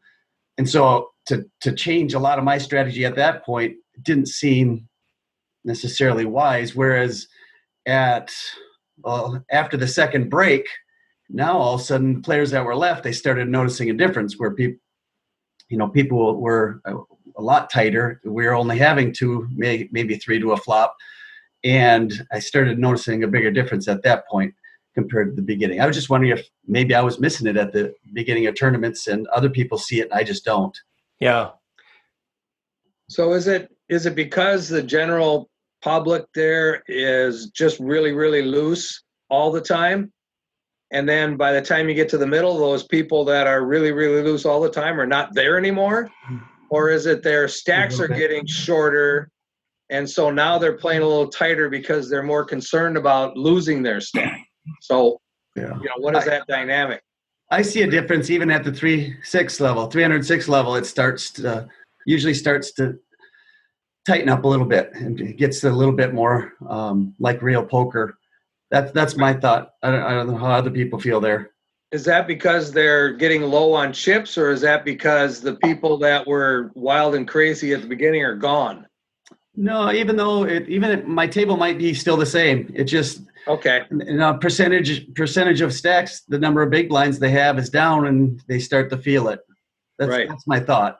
And I think too, some of the less experienced players. I know for me it was like this, and I think even here at the table, you might bet 3 times the blind. At the beginning, it's 150, then it's 300, and they're like, "Oh, I can play for that." Yeah. And then the blinds are 300, 600. You bet 1,800. Yeah. They're like, 1,800. Oh my God. Why so much? They're not really tracking the fact that it's a multiple of blind. They're just seeing as a total chip count. So I think maybe there's some of that going on too. We're like, 2,000. What are you, crazy? Yeah.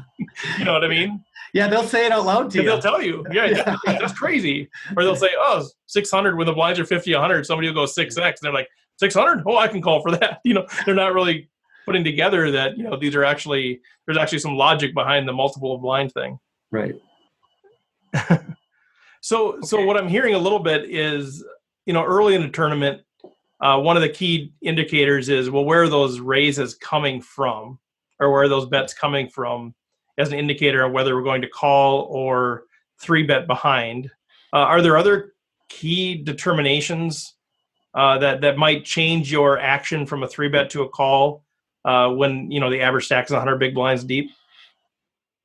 I think if you're in the small blind or the big blind, what are your thoughts there? Because I kind of think in that situation, you don't want to play from out of position. So I think a call is less profitable from that position. And maybe at that point, that's where you really want to 3-bet with those hands like pocket 10s. And hopefully get calls or get folds. Obviously, you don't want to get 4-bet. If you get 4-bet, you're going to get the heck out of there because you're out of position anyway. So let's get rid of the hand right now. But to me, I think you have you got some fold equity because you're doing that from the blinds. And so to me, I don't like calling out of the blinds in that situation against 2 players. You got a opener and a caller, and then calling behind in the big blind. If there was just one opener, I might call in the big blind, but I wouldn't play the small blind without 3-betting it. I don't know. What do you guys think? Yeah, my thought is I would look at, where are the raises coming from there too. Like if it's under the gun, if it's early position again, I might give that more weight. I might be more prone to play it like I would pocket 4s and just set mine and fold if I don't get there. If it's a late position opener, then their range is going to be wider. And then I really do like a 3-bet, and I'd probably make it pretty hefty as well. But open to other thoughts on that, because that's those middle pairs in the blinds can be a place of a lot of anxiety for me. Rob, I think we might have a fun discussion here. So you said you would either 3-bet or fold from the small blind? Yeah. Would you do that with 9s, 8s, 7s, 6s, 5s, 4s? Early in the early in the tournament, when we got 100 big blinds, I might try to set mine. But normally, in the small blind, I play very, very tight. Mm-hmm. I fully get that, and I'm trying to play tighter from the small blind too. But I think pocket pairs are an excellent hand to play from the small blind, and that's always been my philosophy. So you're kind of throwing me off here when you say you'd either 3-bet or fold. And I'll give my thoughts behind it, and I'm interested to see if you agree or disagree. But from the small blind, if we have an open, and regardless of how many colors are before us on the button, if we call, we give the big blind the right price to call almost every single time, which increases our set mining odds. I just love how that all works out, that if we've got, deuces, 6s, 8s, 9s, whatever it is, like if we just call from the small blind, we're increasing our odds by calling, by getting the big blind to also call with us. If the big blind 3-bets, we're kind of in an awkward spot, but typically we're going to have everyone else in the hand help decide what we should be doing by the time it gets back to us. And likewise, after all the pre-flop action happens and we're on the flop, in a multi-way pot, we almost always know exactly where we're at with those pocket pair hands. We've either hit a set and we know we're great, or we've completely whiffed and know that we're behind. So I don't really care that much that we're out of position here when we've got a pocket pair on the small blind. That's how I've always viewed it. I don't know if you're thinking about some other factors that make you decide to 3-bet or fold, but I think it's probably the point in the tournament and your stack size. Obviously, if we're talking early in a tournament, 100 big blinds, yeah, your opportunity to set mine, as long as you can get in for less than 10% of your stack, your opportunity to set mine is worth the call. Mm-hmm. I think as you get deeper into the tournament, then you might want to start thinking about it a little bit more, because you're risking a lot more of your stack to do that set mining. And what do you mean by stack sizes like that? Like, how small of a stack size do you have to be before you start making those decisions? I suppose if you're 40 or less, depending on it's opponent dependent. The people that are raising, what are they raising with? And are you willing to set mine 10% of your stack at that point in time to set mine, I guess. Yeah. How much of your stack are you willing to put into the pot when you're trying to set mine in that spot? Yeah, I mean, me personally, and I don't mean to totally take over this conversation, but I don't think my decision really changes until I've got a 15 big blind stack. At that point where I'm really in the all in or shove mode, 20, 25, yeah, I'm glad to throw in an extra 2 big blinds to see if I can flop a set versus 3 other opponents. I just feel like the implied odds that I have there are still great.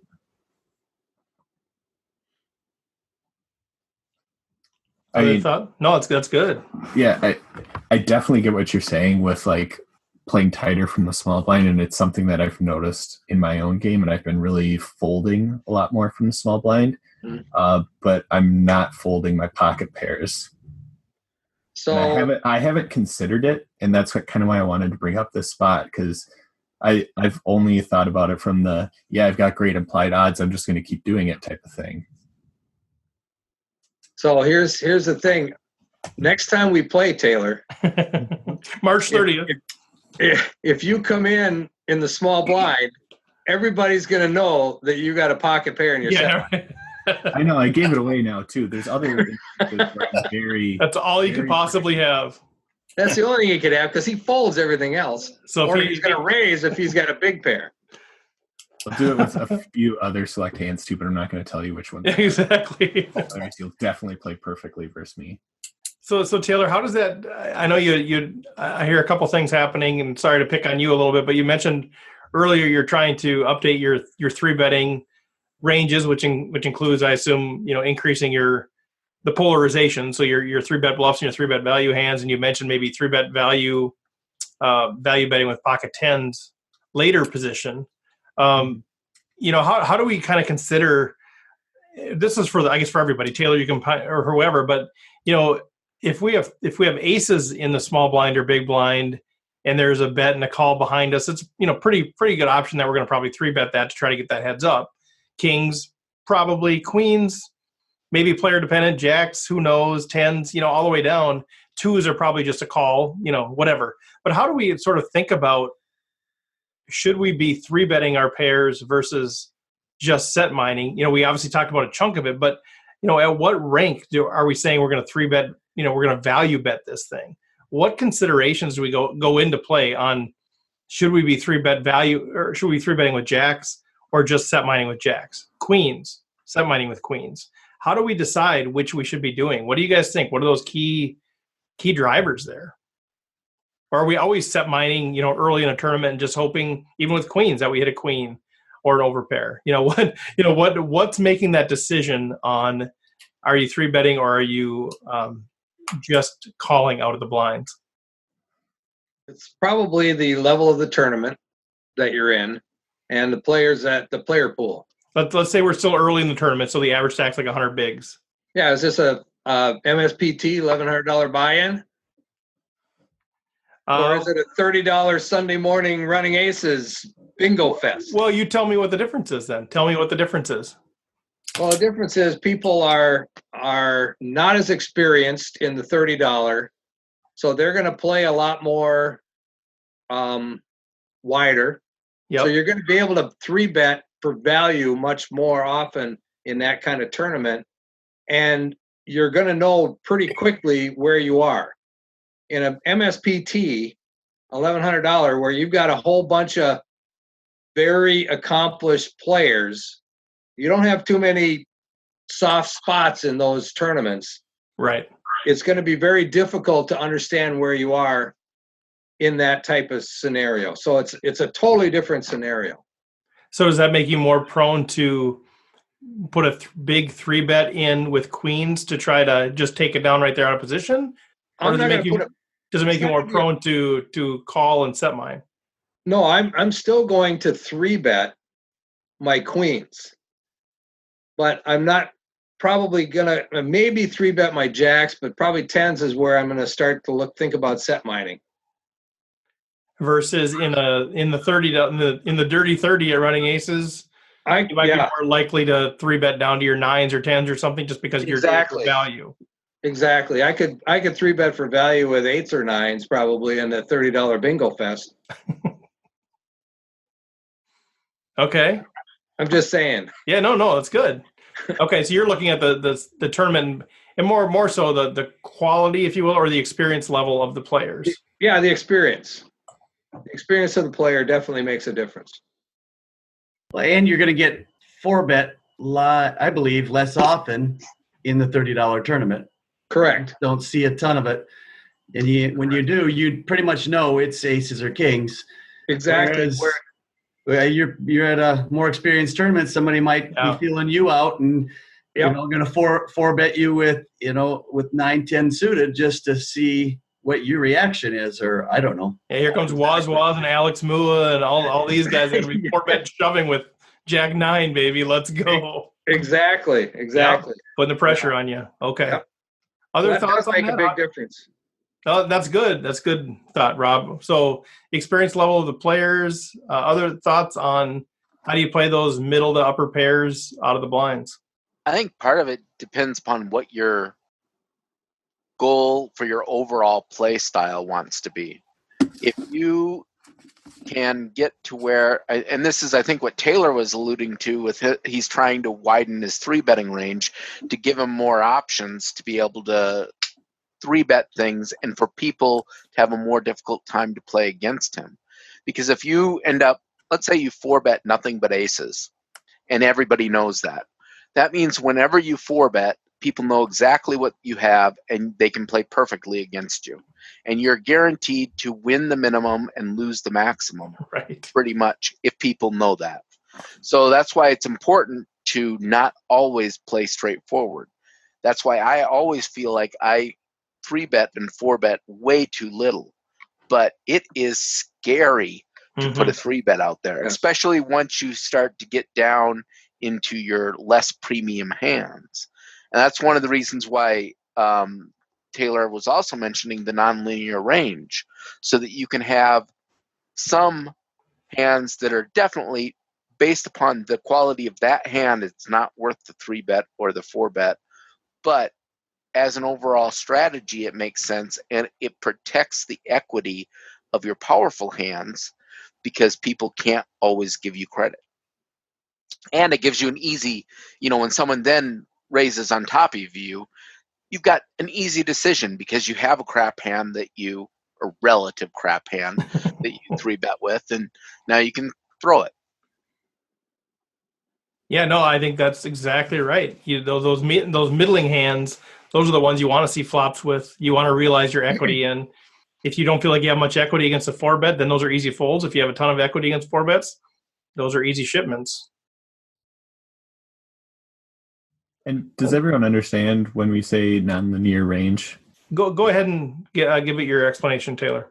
Yeah, so essentially, if you can rank all the possible hands that you have from 0 to 100, where like deuce 7 offsuit is 0 and aces is 100, we shouldn't have a 3-bet range that is straight from like 100 to 90, and then a calling range from 90 to 70, because it allows our opponents to play really well against us. It strengthens our 3-betting range and weakens our calling range. But if instead of doing the 100 to 90 raise and then 90 to 70 call, if we make it 100 to 93 as a raise, as well as 70 to 73, and then put the 73 to 93 as a call, we weaken our 3-betting range and strengthen our calling range, which makes it more difficult for our opponents to play against us. Because then we'll get more value from our premium hands, and we'll also kind of strengthen what we're calling with. Now that was when Steve was doing his pre-flop experiment there in the podcast. About a year ago now, almost, it seems like. Yeah. That's what we got talking about. We talked about that polarized range, where you have the top part of your range, you're 3-betting or opening. The bottom part of your range, you're opening or 3-betting, and the middle part is where you're doing your calling against an open. Yep. Yeah, that was super helpful for me to have you guys help me out with that piece of it. Okay, good. And I think John Somsky said something. Oh, Eric's going to share something here, but one quick comment. Somsky, you shared something too about what's your overall objective on things, and that's sort of what I'm trying to do with my strategy is, any individual piece of it can be challenged, and I love it, and it should be challenged. I think what I'm trying to do in my overall strategy is play a more low variance game, just in general. I'm not afraid of taking the big spots, but I think I'm trying to play that lower variance game, which for me, when that comes to, out of the blinds, when I have those 10s, jacks, 9s, even queens sometimes, early in a tournament, I may opt to just flat there, just call, and see what transpires the rest of the hand, more so than 3-betting, in part just because I believe that I want to play a more low variance style across the board. So that's another consideration for me. I think the biggest thing about that is as soon as you play a pretty big hand like 10s, jacks, queens passively, you have to recognize that you've played it passively and you've underrepresented your hand. And so you may be setting yourself up to hero call a little bit or call and stay in the hand a little bit more than if you had 3-bet and then more aggression was shown. So I think that's just a warning. Like, your jacks are still going to be good a lot of the time. If you just called out of the blinds, your jacks are still going to be good a lot of the times on a king 7-3 board. It doesn't mean you just have to give up. Eric, were you going to share something there with us? Can you hear me? I can. Hey. Wow. Hey, Eric is in. He can talk. I was just trying to show that hand range analyzer. We were talking about a polarized range. I don't know if I can share it again. It showed up for a second, but then we lost it. Let's try this.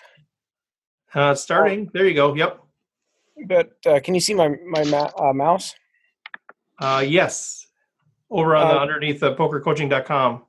The way Jonathan Little explains it is you want on the pre-flop, you want a 2-to-1 bluff to value range. So this is way off. I'm actually just the opposite. If I want to value bet 26%, I want actually about 50% or more as a bluff. And then as you go to the next street, it goes 1-to-1, and then on the turn, you're actually 2 parts value to 1 part bluff. So I'd actually want to change this and get these to more where it's a 2-to-1.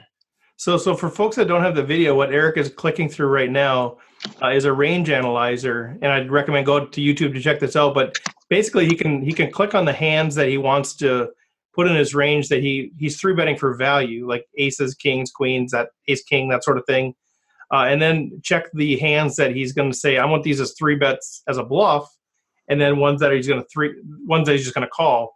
And so it kind of shows all the percentages, so you can kind of get those ranges balanced accordingly. And Eric, you're saying that Jonathan Little is saying kind of 2-to-1 3-bet value versus 3-bet bluff? Yeah, pre-flop. Okay. So this would be a better range to 3-bet. You'd 3-bet the red and the blue and just call on the greens. And I mean, you can also do it the other way where you have a polarized range where you're doing something down here and not doing your high cards. So that way you have more board coverage. But personally, I like to play my big cards. Okay. But I just thought this is the first time being able to talk. I'm kind of nervous. Yeah, I know. We finally got you. After all these weeks of seeing you a little bit and just seeing you in the chat. So yeah, glad you're up and running there. Hey, have you guys all? I guess we're getting close to time, but I'm curious if how many of you have actually worked through that process of saying, here's my 3-bet range, and actually kind of worked through the process of even kind of this polarized, non-linear sort of approach. You guys have that worked through yet? Somewhat. I've done it somewhat. There's certain hands that I look at as, boy, I really want to play this hand, but it's not really in my calling or raising range. And then I'll look at it and say, okay, well, I could 3-bet this based on the opponents that we have. I haven't written it all out, so I could refer to it. But there's a sweet spot where I just kind of feel, okay, this is a 3-bet hand, because if they raise, I can easily fold it. So the determination is, okay, I look at a hand, this is a really neat hand. I really like to play this against that raise. But I wouldn't call with it. It's not a hand that I would call with. So then I'll consider 3-betting it, knowing that I can get away from it if I'm 4-bet. And then there's that range of calling hands that you're always going to call with. And that's what Taylor was kind of talking about, some of those pair hands, those pocket pairs that you're going to call with and set mine, and maybe some of those higher suited connectors like your Jack 10, your 9-10, those types of hands. You don't really want to get bet off of those hands. You want to be able to see a flop with them. But then you got those other marginal hands that are saying, well, this is kind of a good hand, but if I get bet off of it, it's not going to break my heart. Yep. Others?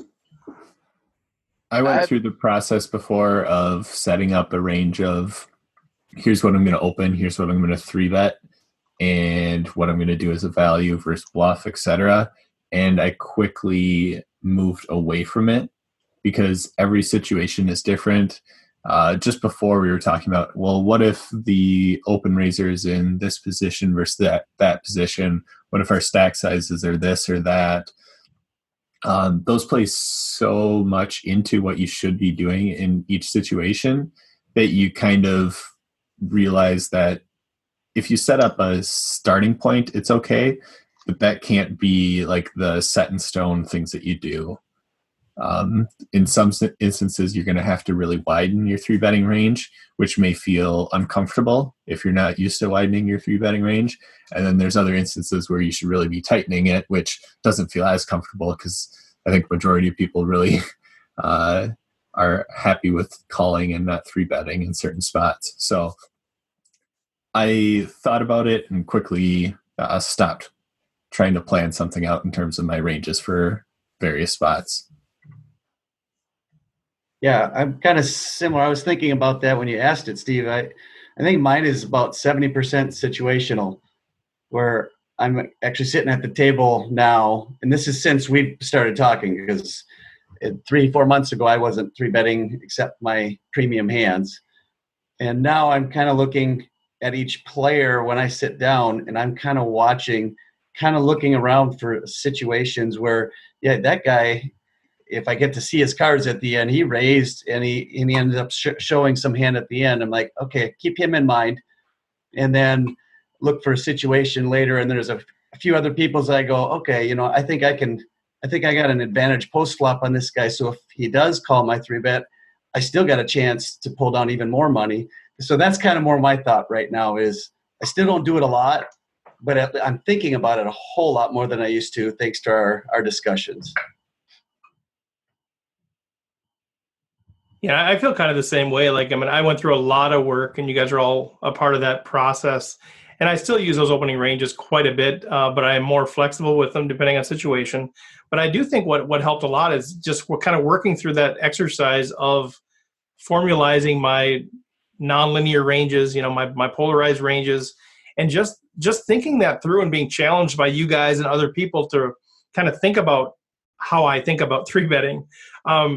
Just sort of ingrain that concept in my head of this. Boy, if I have some equity in the hand, I don't want to lose that equity. And I think that's applied to the 3-betting. It's applied to c-betting. It's applied to a lot of different things. So I think for me, because I'm an analytic, I think I needed to kind of work through the details of it all in order to get to the concept that I can now carry into the game. I think for some people, they can just kind of understand this concept and just kind of go with it and never have to get specific. But that process has really solidified some things for me. Even though I still would love to find the magic formula, I just don't think there is one. Harry Potter has a wand that he uses. Yeah. There is no magic wand. You don't have the only person that has white magic is Phil Hellmuth. Phil Hellmuth, right? Exactly. But as somebody who I like to have the concepts and the principles down. So for me, that's where it's super helpful to kind of work through all the details of that to get that principle embedded in my head. But then Jonathan Little will tease you about trying to make the game simple. So I know he does that, right? Yeah, he did. Does that. Every time I try to make the game simple, he says, "Oh, you're trying to make the game too simple." Right. That's exactly what I'm trying to do. Yep. That is correct. Well, in the end, I don't think you can really learn how to play the game. You learn how to think about playing the game. Oh, it's Somsky really dropping the wisdom. Well, I mean, love it. It's not a rote thing. It's like Taylor said, there are so many situations, so many variables. You have to think about how to evaluate and weigh those variables. And I know enough to know that I'm not very good at that. Come on, John. And we all know that you're humble enough to say exactly that too. I think for me, as you mentioned that too, and I think that's the holy grail for me. That's the quest that I'm on, and the kind of all these people that we've been interviewing and talking through is, okay, I understand that everything is situational. Everything depends. You talk to Fox, everything depends. Jonathan, everything depends. Right. Depends on what? That's what I'm still trying to get at. And I think little by little, I'm starting to understand position and stack size and player type and all of those things. But that's kind of the holy grail for me is, okay, I'm in a situation. What should I do? Well, it depends. Okay, it depends on what? Like, what are those key things I should really be paying the most attention to? Because I still think I expend too much mental energy on things that aren't the priority. And that's where I want to be able to get into situations and kind of, I maybe immediately don't know what to do, but I immediately know what things I should be considering. To me, that is the holy grail for taking my game to the next level. And that's why you want to work out your ranges, because if you have them worked out, it clears up that thinking process so you can look for tails, look for stack sizes. If you already know that you're going to play eights or better than ace queen, then you don't have to think about it. You have time to think about something else. Yeah, no, that's right. Especially for opening hand ranges for me anyway. That's been a huge energy saver for me, is just to know I'm in this position early in the tournament. Here's what I'm going to play. Here's what I'm not going to play. And I don't really think about it anymore. And I think that has preserving that mental energy to focus on other things has helped me immensely, because I know myself and my limitations of my mental energy that I can expend.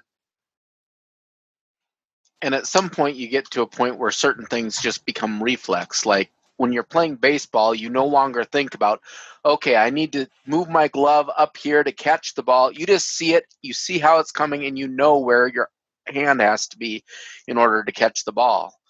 And so that your brain can then be thinking of, okay, once I get it, where am I going to throw it next? And it's the same thing in poker. The more things you can get to where you don't have to think to yourself, that guy looks kind of weak. You just sense it. Or you think, this is a great 3-betting spot or squeeze spot, because you've thought through it dozens of times before, so it just starts to happen. Unfortunately, that doesn't happen as often as we would like. Right. But I think if we were all to look back on our game, I think we all have those things now that come naturally, that before we just didn't really process or we had to really think about, for sure.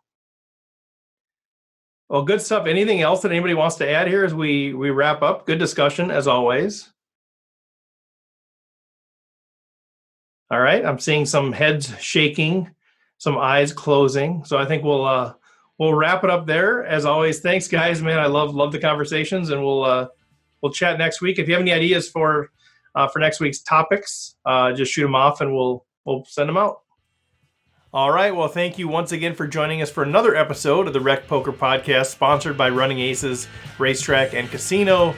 Join us next week as we continue on with our interviews with some great players, and we discuss some specific hand breakdowns. But until then, good luck on and off the field.